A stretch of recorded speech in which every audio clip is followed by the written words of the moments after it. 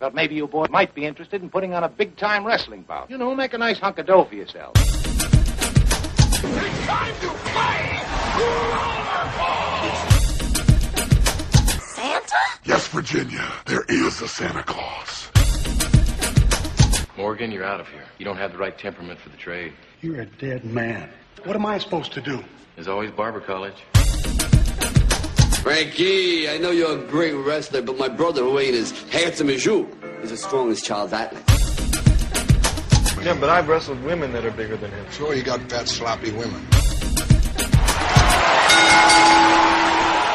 Hello and welcome to Camel Clutch Cinema, the podcast where we talk about movies that star wrestlers or have wrestling in them. I'm Guy Hutchinson. And I'm Craig Cohen. On this episode, we are talking about The Marine 3, Homefront. And before we get started, this discussion will be chock full of spoilers, even though we have yet to watch the movie. That's right. We haven't seen this yet. Very excited to see this. I want to ask you, would you have watched this movie at this point? You know, this movie only came out last week. Would you be watching it now if you weren't recording this podcast? I do not think I'd be watching it now. I'd say there's a good chance that within 6 months I would have watched it, but I don't think I would have watched it within the first 2 weeks. See, I think I would have watched it already, because last week we had on Daniel Kunka to talk about the movie 12 Rounds, and that's why I didn't see it last week, because I got the DVD the day it came out, but I waited. I wanted to watch it with you so we could talk about it together, and I figured I didn't want to have seen it twice. You know, I've seen it going into it. But I think I would have seen this the day it came out. However, when the Marine 2 came out, I did see that, but I waited till the first day I could get it on pay-per-view conveniently, that it was, you know, I mean, I didn't get it, you know, right away. It was just one of those things where it was very convenient to watch it that day, so I did. So, I don't know, it's a tough call, but I really like The Miz, and I think he'd be good in this. But have you noticed when they show the promos for this on Raw, there's no dialogue? Yeah. It's him shooting people and punching people. Yes. And I don't know what that means. I would think he should be able to deliver a line or two, but... Yeah, you'd almost think that the marketing direction they went in and said, hey, this is just going to be an action-packed movie. I guess, yeah. I'm looking forward to see if he can act or not. I got the description here, but it looks like it's going to give away a lot of stuff. But let me read it here. WWE superstar Mike "The Miz" Mizanin delivers a knockout performance in the most explosive, action-packed Marine adventure yet. After returning to his hometown on leave, Sergeant Jake Carter learns that his sister has been abducted by a band of violent extremists. To save her, Carter launches into a daring one-man assault on their base of operations, only to discover the group's ruthless leader is plotting a deadly terrorist strike. With time running out, Carter realizes he's the only man who can stop the impending massacre. But this army hero may have to make the ultimate sacrifice to save thousands of innocent lives. So the ultimate sacrifice, that's the same sacrifice those pilots that Warriors... Pilots will make the ultimate sacrifice. The strangest promo ever. Ultimate Warrior. I think that was for his match with Hulk Hogan, right? Yeah, it was one of the WrestleManias, right? Yeah, WrestleMania. 5? No, it would have that been was Savage. 8. It would have been 8, I believe. Yeah. For some reason, I was thinking Atlantic City, but that might have been a crazy Hogan promo where he talked about doing a leg drop. He did. That was where he was going to do a leg drop that would separate Atlantic City from the continental United States, and then he would float out, and everybody would grab onto his back, and he'd swim to shore with them on there, and Donald Trump would have to decide to give up all of his money to come with Hulk Hogan. Ugh. I got the DVD Blu-ray combo. I think there was also a DVD only you could buy. I didn't see it at the store where I was at, but the Blu-ray had some bonus features that I'm curious. You never know if these are going to be any good, but it says shipwrecked, breaking down the boat. The Miz the Miz rocks the boat. The Miz declassified. Casting call, ready to enlist. That I'm excited about. And Miz Journal. Casting call. I'm looking forward to looking at this. They did an open casting for I think like a 3-line, part. at WWE Access last year in Miami for WrestleMania, and we've watched some of the clips of the people that did this. I tried out for this. I went up and, I read my lines, and they gave you a prop, and they told you to stand on an X, and I yelled, and I was like, "You come over here, you're off this assignment," or something. But they didn't choose me. They chose some other dude. But we'll have to look for him. I don't remember the lines exactly, but we'll have to see if we can pick him out, because that would be a whole lot of fun. I know when they did choose him, there was a video that was on WWE.com of The Miz calling him. Oh, wow, I missed that. Yeah, he called him like over Skype, it looked like, because the guy could see him, and he's like, "Oh my God!" So that looks like fun. I'm excited to see this. I really liked the first one. I didn't like the second Marine very much. I didn't think it was terrible, but I thought that it took too long, and it didn't feel like the first one at all. Obviously, this probably won't feel like it either. It's a different character. But I'm looking forward to seeing this. Yeah, 2 I never saw. I do know that 2 was based on a true story, which I always thought was interesting, or a true event. And also, earlier today I was thinking, and I was saying Marine 3 Homefront, I thought this was number 4 because I was trying to figure out what that Kennedy movie was, and I finally figured out that it was Behind Enemy Lines, Columbia. Yeah. I thought it was the Marine Columbia. No, yes. And, I mean, it might as well have been, Randy Orton was supposed to be in this movie. Yes.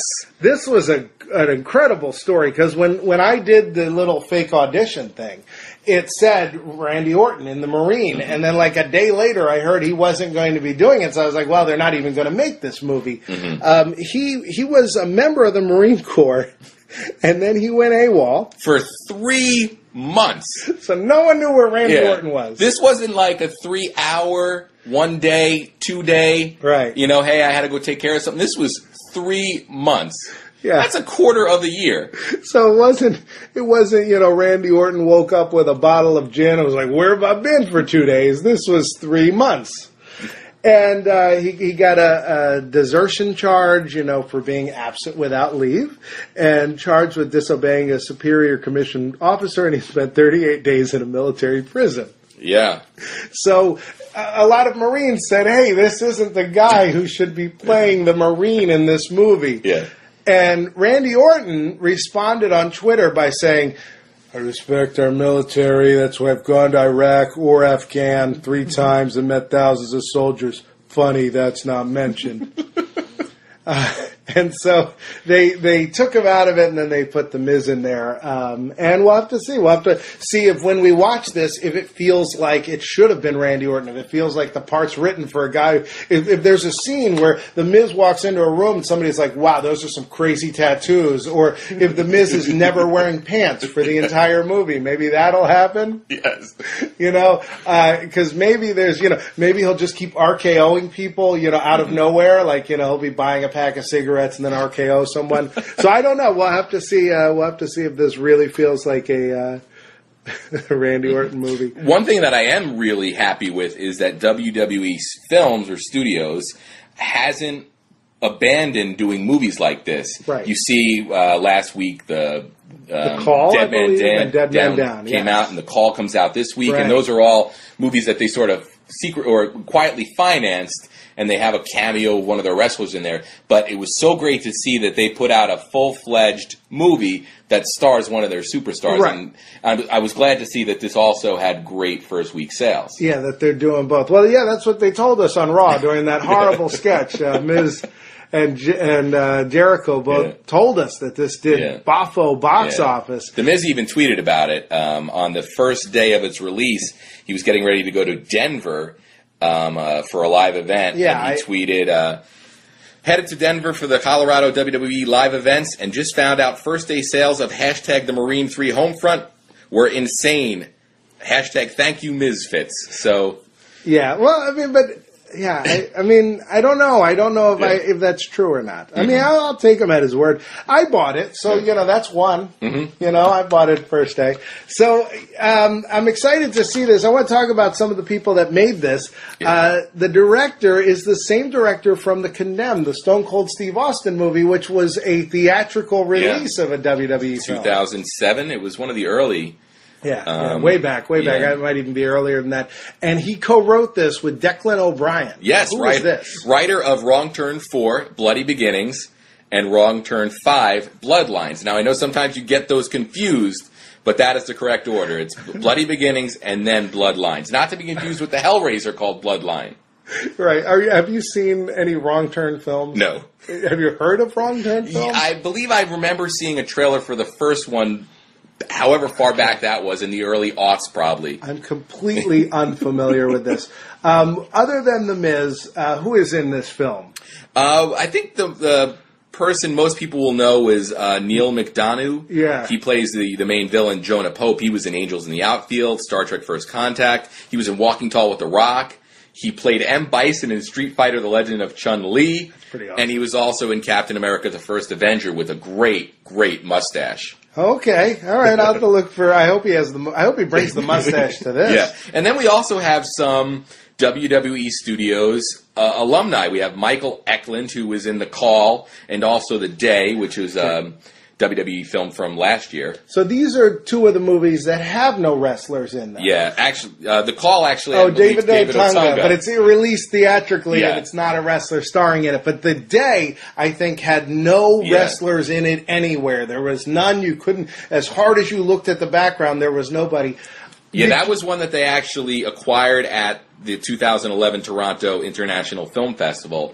They just saw the movie. I guess somebody from the from the studio was at that film festival and said, "We'd like to buy this." They bought it. They put it out, and I guess it did okay for what it was. I really do want to see The Call. It reminds me of Cellular, which I really liked. Did you get to see the Halle Berry skit on Monday Night Raw? No, I missed that. You missed a great one. All right. So Halle Berry's doing her junket, right? And they've got the camera on her, and the person's like, "What did it feel like doing this?"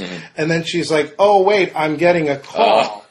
And she answers it, and it's David Otunga. And he's like, "Hey, Halle Berry." She's like, "Hey, David Otunga." And he's like, "I gave your number to a monster." And she's like, "Uh-oh." She hangs up the phone, and then the phone rings, and it's Kane. And he's like, "Hey, how you doing? You don't call me back." And she's like, "Well, you listed your address as the depths of hell or something." And he's like, "Yeah, so you want to go out for dinner?"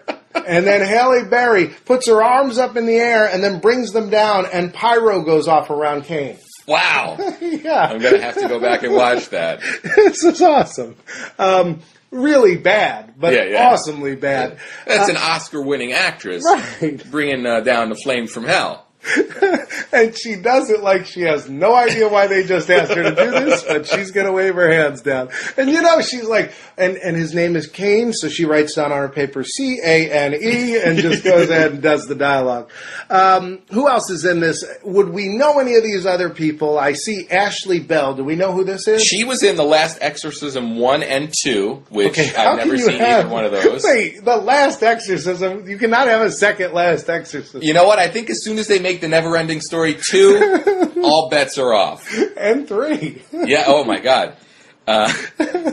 So she was in the Last Exorcism movies, and she's also in The Day. So it looks like WWE Studios seems to be using a lot of the same talent for their movies. They're sort of creating a talent pool to work from. All right. And those are the only real notable people in the movies. Maybe we'll recognize some people as we watch it, but just based on what I saw on IMDb, that's who we got. All right. Now, I have read this. This is rated R for violence and language. Ooh.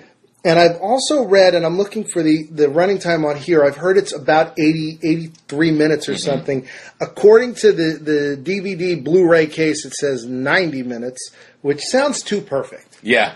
That sounds like an estimate to me. Yeah. But we're going to go watch it, and we'll let you know what we think about it when we come back. Awesome. And we have just seen the Marine 3 Homefront. Yeah, it was a movie. I'll tell you, I talked to you about this a couple times during it. It was written for Randy Orton. Yeah. This was Randy Orton's movie with The Miz in it. They didn't redo any of the dialogue to fit The Miz. It really felt like all the dialogue you could picture Randy Orton just stoically saying, "Is that what you're going to do?" Yeah. You know, everything about the character that The Miz plays is he's Randy Orton. He's a serious, kind of monotone, all business. Yeah. And it also actually seemed like the character was Randy Orton. It wasn't like they had written a character for Randy Orton. They were just like, let's just make, like, Yeah. You know, like, this is Randy Orton. Yeah. It's not like Cena in the Marine where his persona was different than his ring persona. Right. Here, there were things that happened. You're like, well, that's something Randy Orton would do. Yeah, it really felt that way. Also, the Miz is smirking through, a lot of dialogue, but he didn't get the dialogue that would have fit his smirk. Yeah. I really felt that Miz could have been so much better utilized if he was, a little bit funny here and there. I mean, he doesn't. There are no jokes in this movie. The first Marine, you can't forget stuff like rock candy. Yeah. And even some of the dialogue that's not intended as necessarily, a hysterical joke, but stuff like, them getting the minivan, Yes. things like that are, John Triton takes the police car that's actually, like a really fast sports car. Yeah. And it says paid for by your local drug dealer or something. It had a streak of humor through it. Yes, this movie, I didn't see that at all. I didn't see any humor in this film.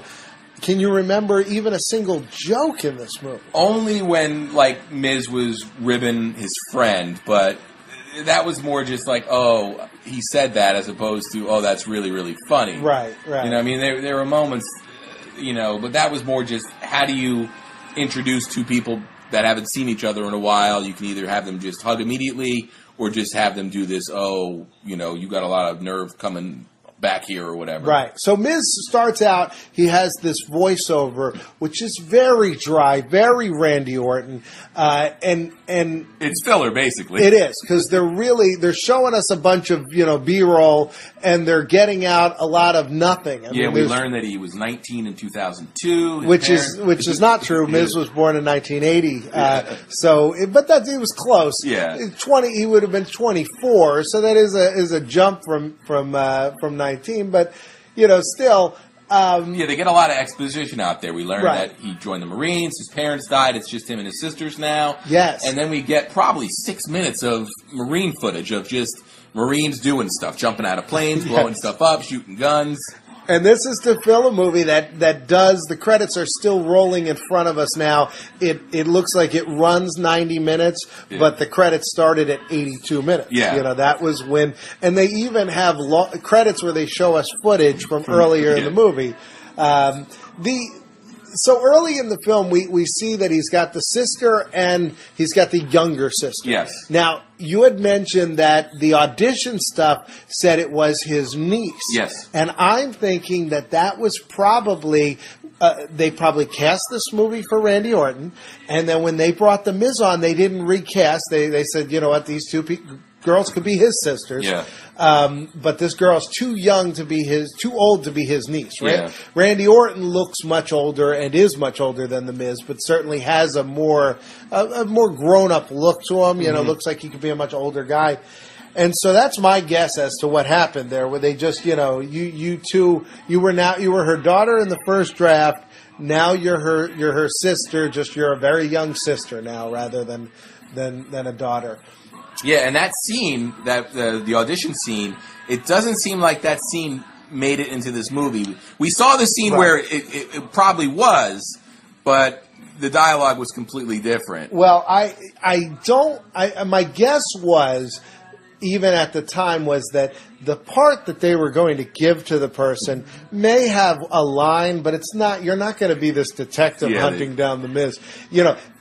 If they get somebody that they're really impressed with, they might. But odds are, one of the guys staring at a computer screen in the FBI, area was probably that guy.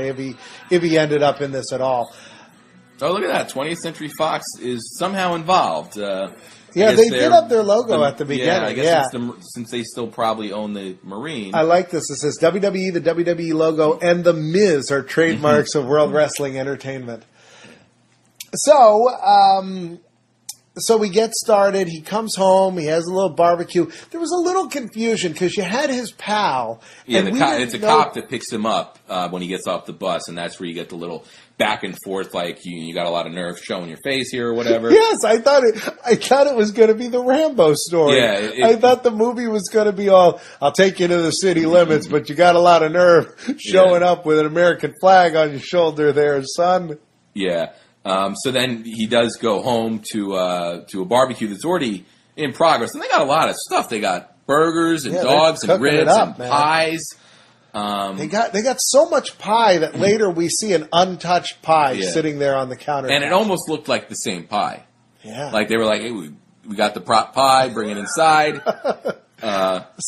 He instantly gets a Miller Genuine Draft. Yes, he does. Which is a carryover from the first Marine. That's right.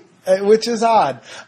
We also see that his relationship with the two girls is that he's the grumpy brother. He's a grump. He tells them that, he doesn't like what they're doing. Yeah. He's Randy Orton again. I mean, it didn't feel like the right vibe from the Miz. He was playing the concerned older brother. You should be outgrowing this, this lifestyle of going out and partying and having a good time. You should be going to college. Yeah. The other sister is divorced. Which works for Randy Orton. I just find Miz should have been the party animal that almost got kicked out of the Marines because he was just too crazy. And it should have constantly been like, well, you really turned around since you were a Marine. I remember when you put, Principal Winkerbean's pants up the flagpole. Yeah, and it doesn't seem like it would have been that hard of an adjustment to make. You spend a weekend.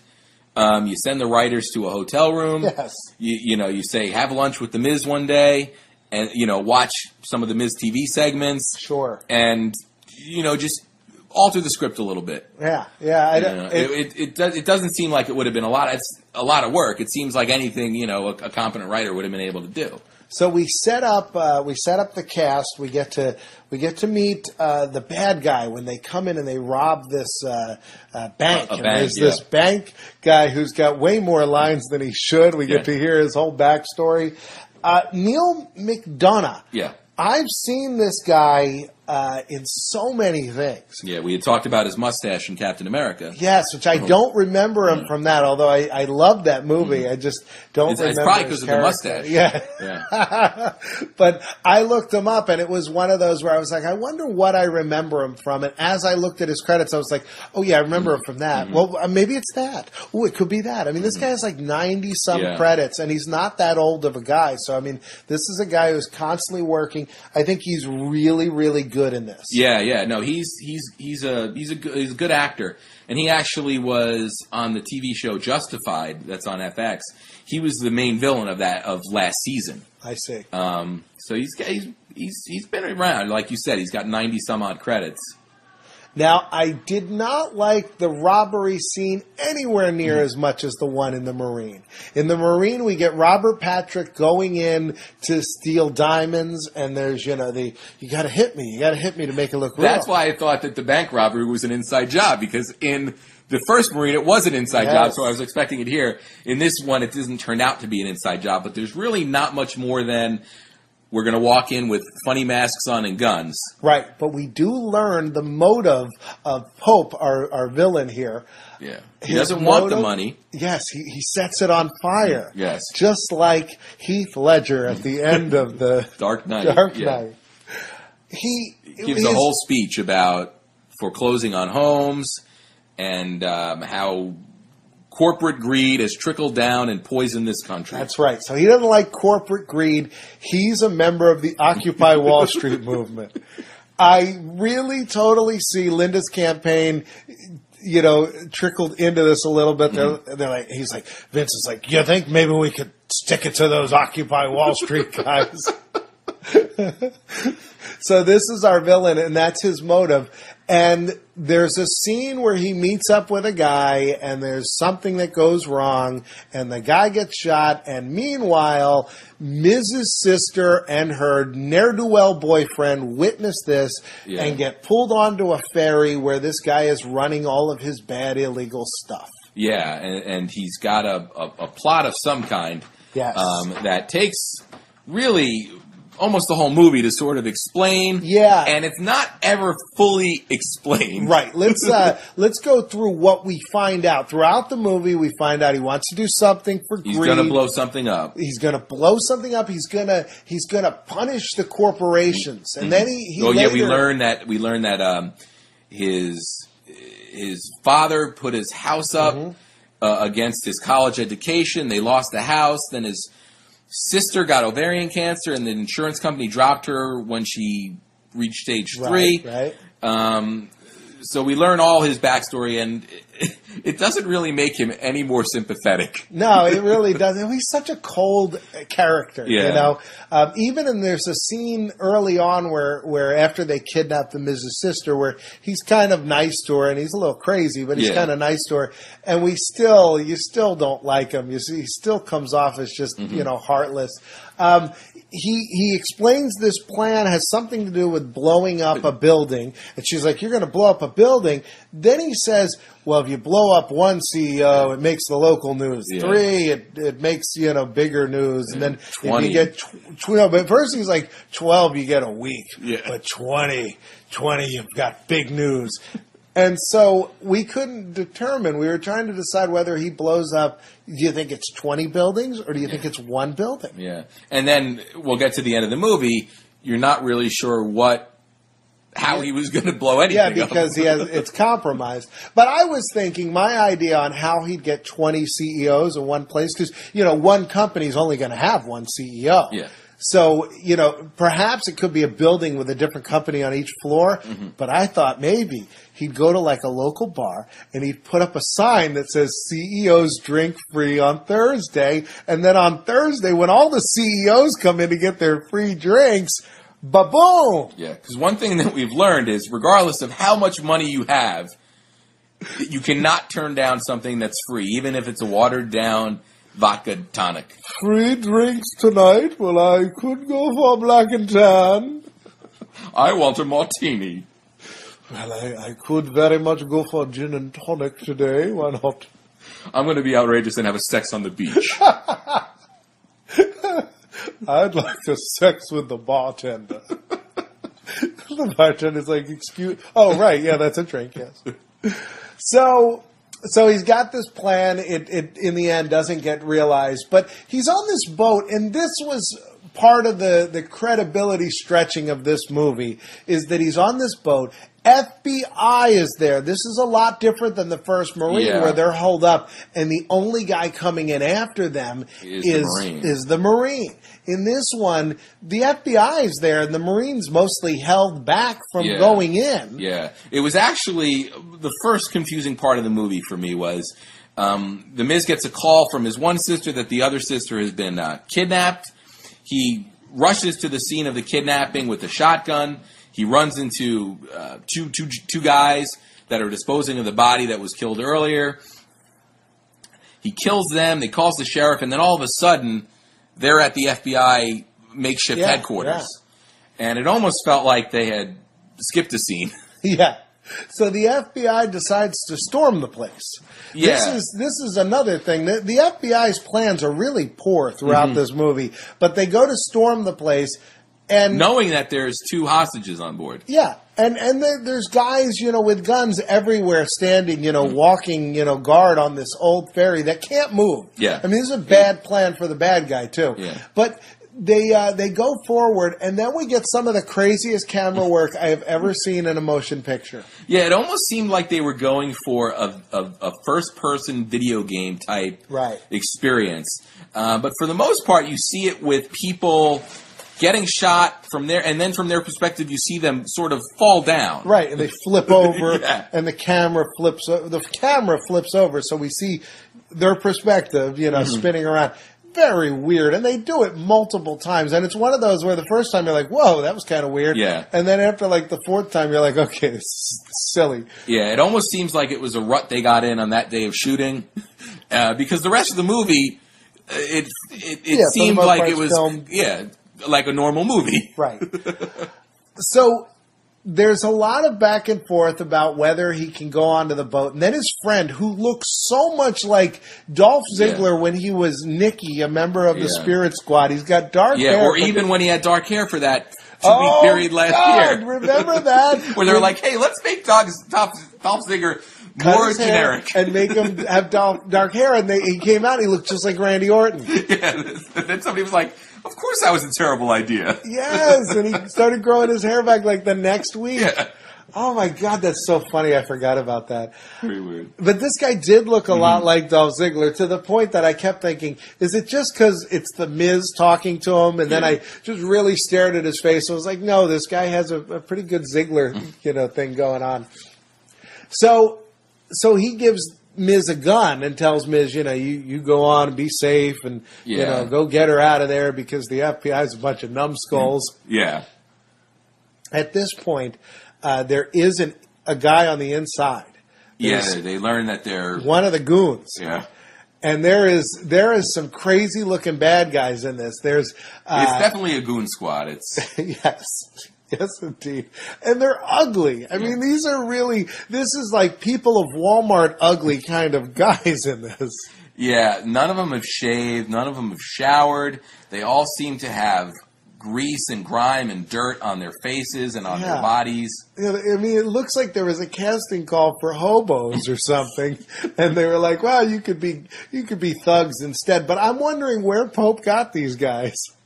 It almost seems like if there's different levels of goon academies, he got like the one that you see the late night infomercial for.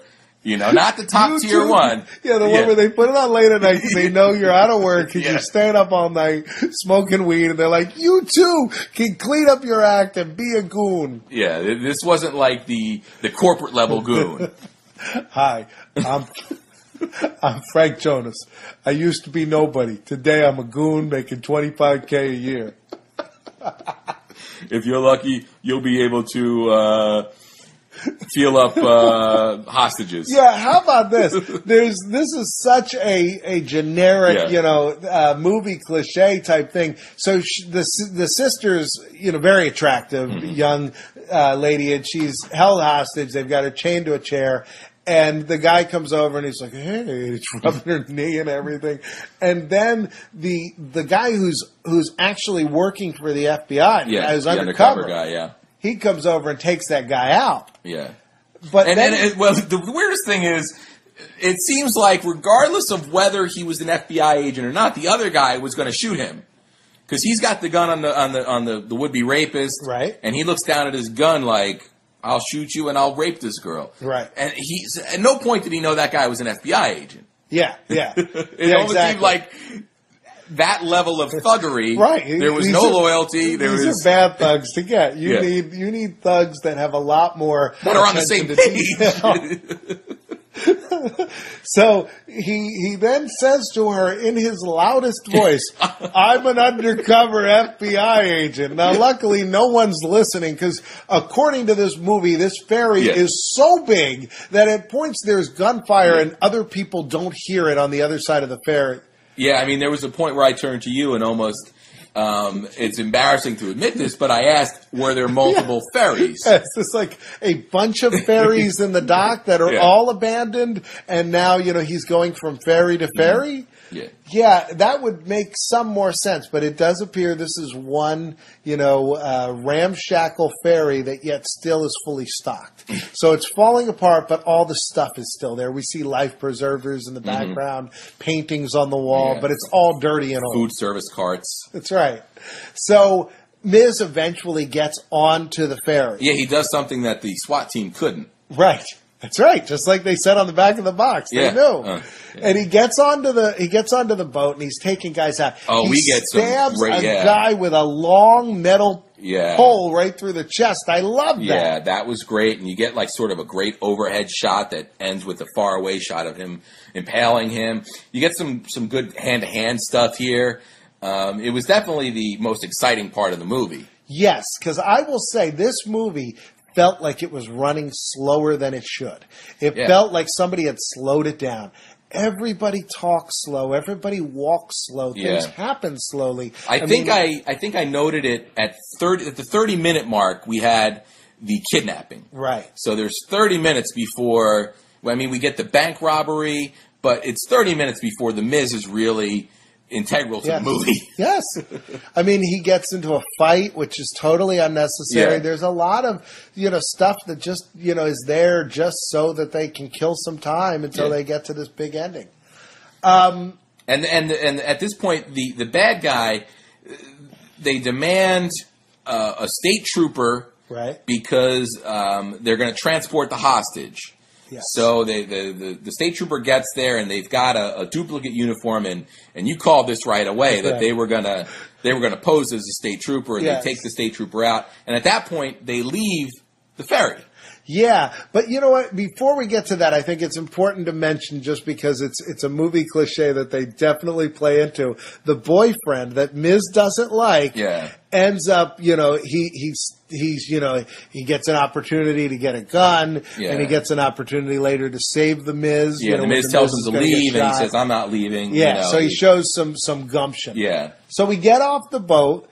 And we get into the car, and they've got he's got this device, and he's like, "Well, I guess I won't be able to." Yeah, they get boxed in. Yeah. Again, the FBI is like, you know what? It worked so well on the boat. We're going to box these guys in and have another shootout with a hostage. So he's like, "I'm going to just detonate it," and he squeezes the trigger, and it's like, "Dum," and then he goes, explosion. Yeah, and then he goes, "Tink, tink, tink." Countdown for 5 minutes. Yeah. It's crazy. And that's the point where I was trying to figure out. So we eventually learned that the police car itself, the state trooper's car itself, is rigged to explode. Right. So at this point, I'm desperately trying to figure out what he was going to do with that car. Was he going to drive it into a building that had CEOs on every floor? That's the only thing I can think of. Although I can't imagine that those CEOs are the types he's talking about. If you're the CEO of some small copy firm, you're not really, he's looking for, the CEO of General Motors, which, by the way, I don't think that's local news. I don't think he's like, you killed 3 or 4 CEOs. That's local news. It sounds like that would be national news. No, I'd say any CEO. Right. Yeah. Yeah. I mean, come on. If Paul Levesque was taken out in this. By the way, I noticed you pointed out there's a Helmsley Street that they mention at one point. They say it out loud. They're like, then you go to Helmsley. Yeah. Now, I don't know if in what part of Washington there is. There can't be a Helmsley Street. That had to be a sort of... If that isn't a gag, there's no way that was in there without that being a gag. It would have been... do you think it's a rib or a work?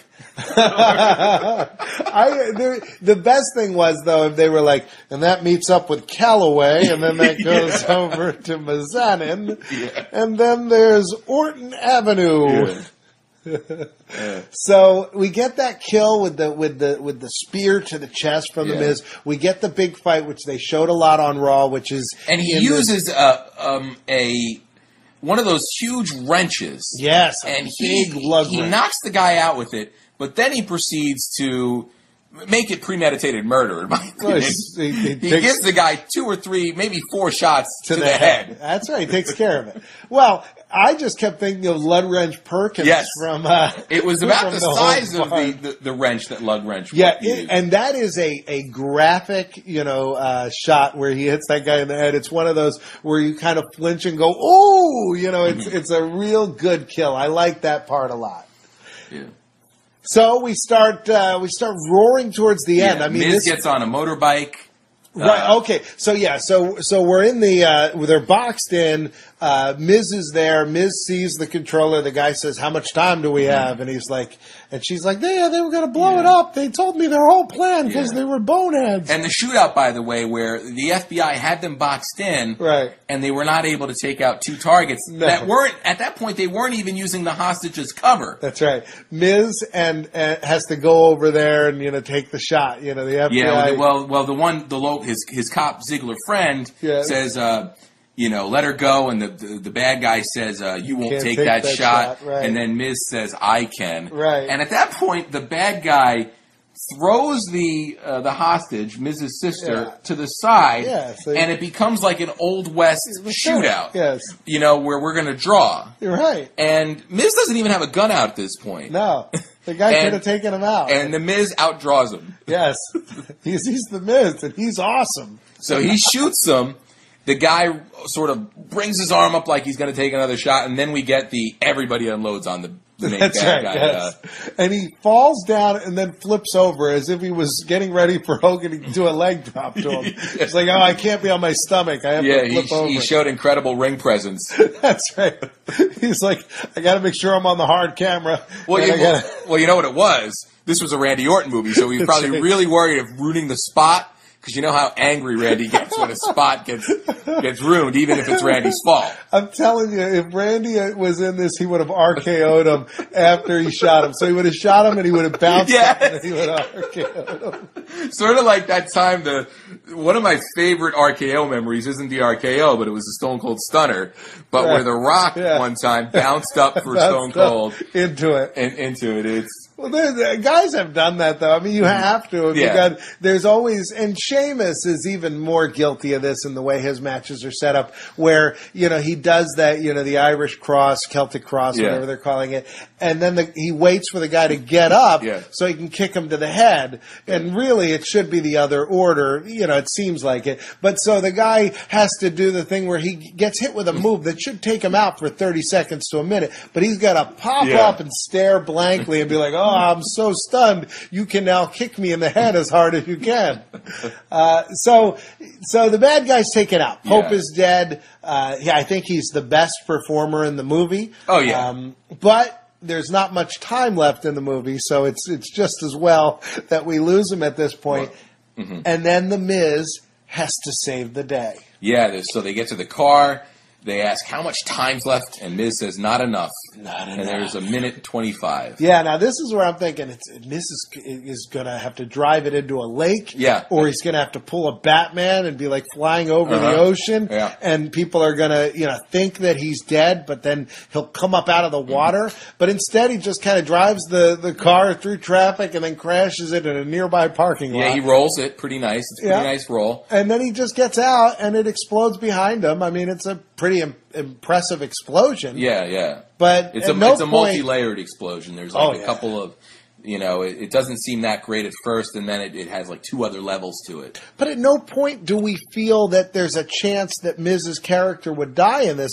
And I mean, I was not sure that he'd make it to the end of the movie. I mean, it's possible his character could die at the end of this, but there's no point in this scene that you would ever doubt that he was going to survive that. Yeah, it almost seemed like the editing presented it as a formality as opposed to making it suspenseful. Right. I don't even remember seeing a countdown until it got to like 4 seconds. You'd think that they would have been cutting to that to get you nervous, get you on the edge of your seat. I was wondering during this why, and maybe they have, and I haven't, and I'm not thinking of it, but I don't think WWE Films has ever cast one of their guys as the main bad guy in a movie. No. And I was thinking how good Miz would be as the villain in a movie like this. Yeah. How, or think 12 Rounds, how good Miz would have been as the villain in that piece. Although the villain in that he was fantastic. He was fantastic, and he held the movie. I'm just pointing out that I think that in a movie like that that would be a really good place for a wrestler who can, do a heel performance very well. That I'm surprised they haven't tried. Yeah, that. The only time that they even sort of hinted at it is when they made a horror movie, but that's a completely different sort of approach. It definitely is. Yeah, I mean, sure, Kane is obviously not the good guy in that film. Yeah, as Jacob Goodnight. So it ends. There's a long ending where we get to see everybody hug in and slow look at motion each other without dialogue. They're saying stuff, but you don't hear it. Miz is giving the looks. It was almost like the end of a sitcom. Yeah, several times with the looks that Miz was giving. Yeah, he's like. I remember smiling. at one point I said, "Oh, you." Yeah, it's that kind of look. Look at you! What happened? You don't want to know. Yeah. Are you all right? I'm fine, but I'll feel it tomorrow. I felt a lot of that in that scene. And that's at the 1 hour, 22 minute mark. So, I think Miz is miscast in this film.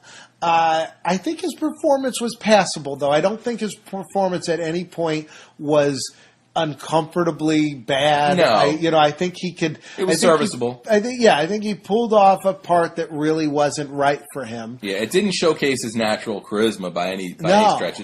It almost seems like you put a sweater on Lex Luger. Yeah. You know what I mean? Yeah, exactly. No, exactly. It was not, I don't feel it was the right part for him, but I thought he was good in it.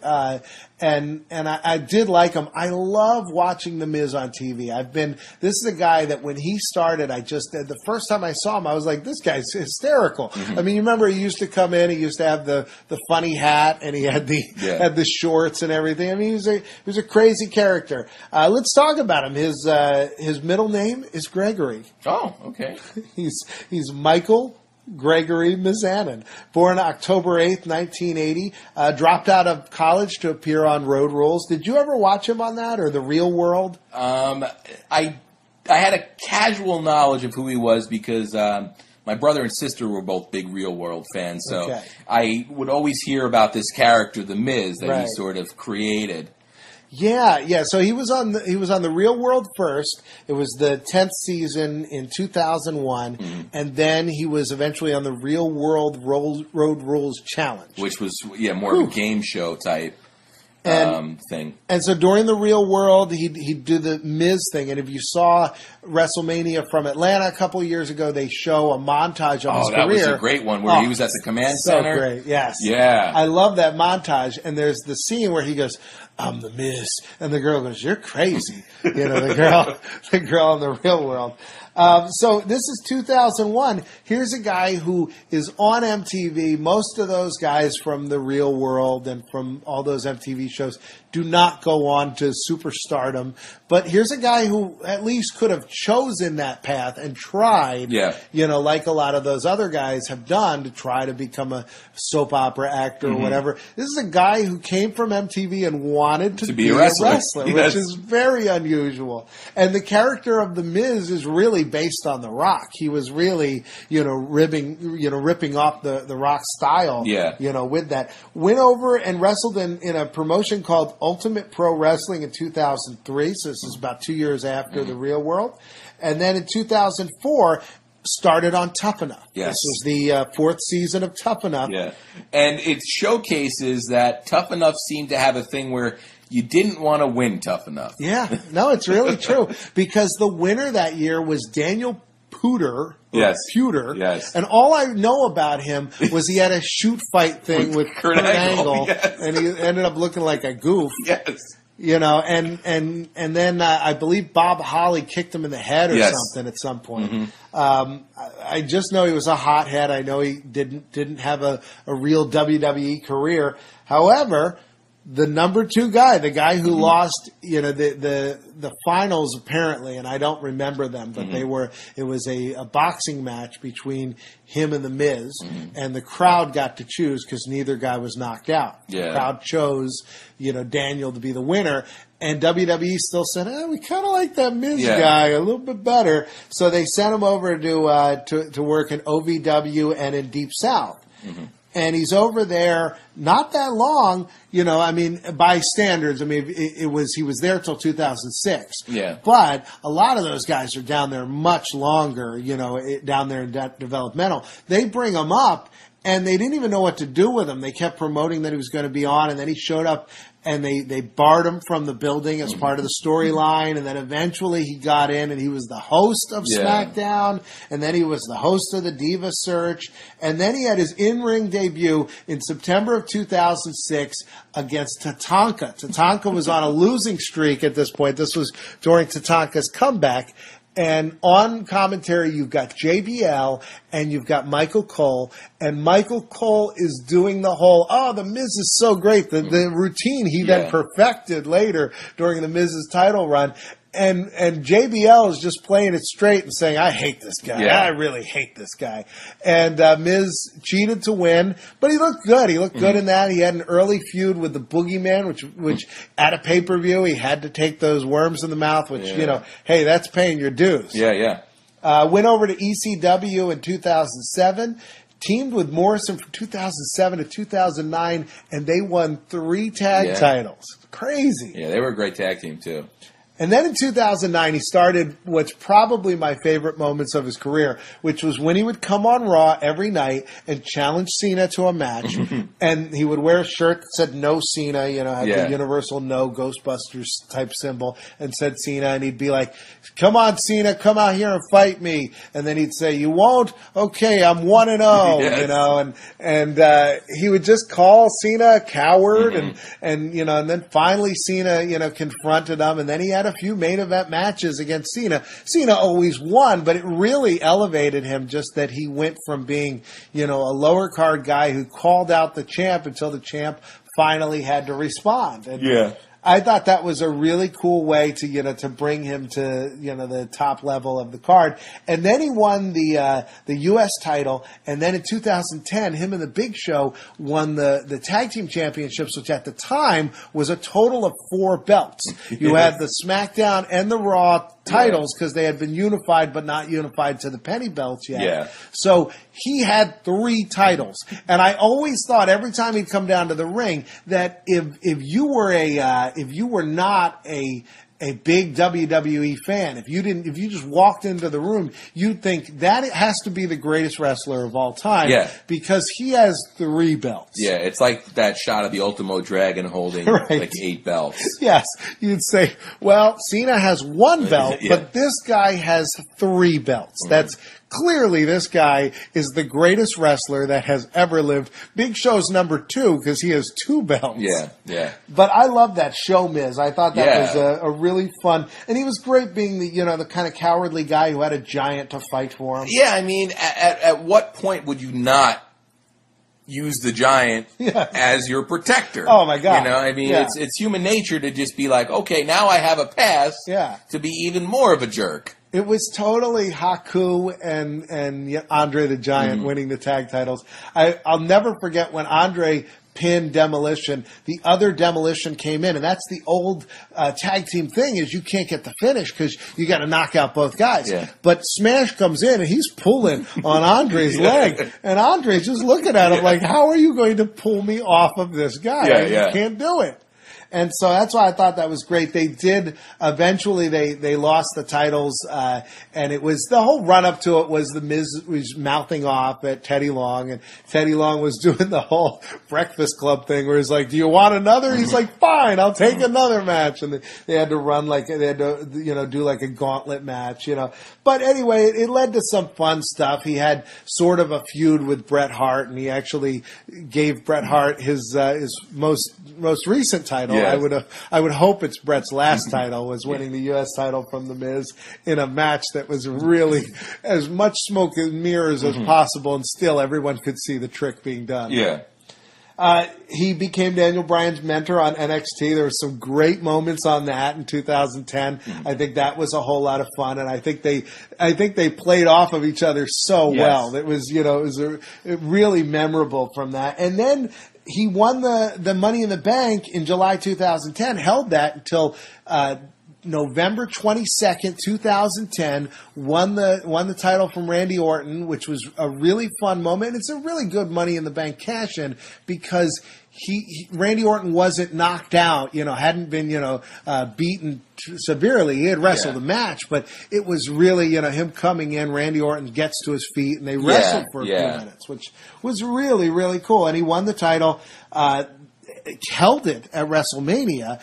He retained, with assistance from The Rock, and the worst concussion I think I've ever seen somebody finish a match with. The Miz sitting up on the like ring. What do they call that? Like the divider. Like that keeps the crowd from from sitting, in the front row, from sitting actually at ringside. And he's sitting up there. I don't know who was thinking this was a good idea. He gets clotheslined off of it. He doesn't tuck his chin. I mean, all around it was a bad idea, and just smacks his head so hard. I mean, it's tough to even watch. Lost the title to Cena at Extreme Rules, and then had this fall from grace of epic proportions. Lost to Alex Riley at a pay-per-view. Clean. Yeah. Then it's very strange. Disappeared to shoot this movie. Came back with the hairdo from this movie and the look from this movie. and has kind of been floating in the middle there since then, and certainly is not at the same horrible level he was at when he left, where he was jobbing to everybody. Brodus Clay beat him clean. It was, the biggest problem right now is he's a face, right? And I think certain guys are built for one or the other. It's the exceptional guys that can do both. All right, yeah, I see that. But his face gimmick it works, but I just think that he excels at being a heel. I think it's sort of like right. Edge. I think also he should be more of a heelish face. Yes. I think that there's been a couple moments in his heel persona that I liked. I loved when he went at Brock Lesnar. Mm-hmm. When Brock came down and he was like, well, screw this. I'm going to fight him. Yeah. I'm a deluded heel that thinks I can beat him. And I like that. I remember years ago watching The Roadie, which was, later Road Dogg, get in the ring after Jeff Jarrett was pinned and try to fight Diesel. Yes. And I just remember thinking, that's awesome. Yeah. You're an athlete. You should think, hey, I can beat this guy, I think that he's had a few moments like that and a lot of moments like Monday night, where he, was in the ring with Jericho and with Wade Barrett for their, three-way movie promotion nonsense fest that even King and Cole couldn't put up with for more than 3 minutes. Miz did win the IC title on July 23rd on Raw 1000, not 2000. But he won the IC title, had a nice little run with it. Was that July, you said? Yeah, it was. I have it written down here. July 23rd was Raw 1000, and he beat Christian, won the title, and then eventually lost it when Kofi Kingston kicked him in the head. Yeah, kicked him in the head so bad he got stitches and still has like a scar from it. Yeah, and it almost seems like now he had a couple week program with Cesaro for the U.S. belt, but it almost looks like that's where they're leading for WrestleMania. Yeah. Well. He's had an interesting career. I think he's probably maybe 2/3 of the way through it at worst. So he's got plenty of time to get to the top again or do something else. Maybe he'll do another movie. Do you see another film in his future? Sure, I think so. I think, given the right material, he could definitely excel. And I hope this really is the success that they're pitching that it is. Yeah. So this brings us to the all-important question, Craig. Mm-hmm. Do you tap out to the Marine 3 Homefront? All right, I got to say that it was an extremely easy movie to watch. There was only a handful of moments where I felt like it was really, really dragging. At no point was it hard to watch. Right. The action was good. It was a competently made movie, but I don't think I could recommend it. I got to tap. All right. I had to think about this a lot. Throughout the movie, things would come up, and I'd say, do I tap out to this? I enjoyed a lot of it. I liked that The Miz was in it. I think if it didn't have a wrestler in it, I think I would tap out, no question. Mm-hmm. It's a low-budget, cheap film, and it's a slow one, as I said. Mm-hmm. But they're smart. They get out there at 82 minutes. They're rolling credits for you so you can go home. Well, you're probably already home because it's straight to DVD. But still, I like that about it. I like the explosions. I like the fights. I recommend it to you only if you're looking to see a wrestling movie. This is not so bad that you can watch it and be like, oh, my God, this is, no holds barred level goofiness. It's competent. Yeah. It's competent, and so I reluctantly don't tap. Ooh. I almost tap, but I don't. So I mean, I can't give this a high recommend, but I'm glad I bought it because I will watch it again at some point in time. I'll probably watch it again within the next couple weeks, and I'll check out all the bonus materials, and then it'll probably be one that I pop out every 5 years and say, let me watch that movie The Miz did, and check it out. I definitely like it better than The Marine 2, and it's light years below The Marine. I thought The Marine was much better than that. So this was almost the tap where you're about to tap and the time limit expires. I'll take that. I like that. So that is it. That brings us to the end of our review of the most current WWE film we've been able to review, which is nice. It's nice to review one not long after it comes out when it's still fresh in everybody's mind, so we don't have to go through and say, what was the state of wrestling when this came out? Thanks, Greg. It was nice watching this. Yeah, it's always fun to do these together like this. And thank you to you for listening, and we will see you next time right here on Camel Clutch Cinema. Okay, we're doing the auditions for the Marine here. You're going to have to stand on the spot there. Okay. Are you comfortable? Are you ready? Can you read the papers? Yes. Okay. Okay, I'm going to say the first line, and then you say your line after it. Okay. We've got your sister. I'm Detective John Triton. What are you going to do about us having your sister? I'm going to take her back. You give me my sister back. No way. We're keeping your sister. I don't think so. Gunfire, gunfire, gunfire. Punch. Very good. That was very good. Thank you. Well, we'll let you know what Vince McMahon thinks of it.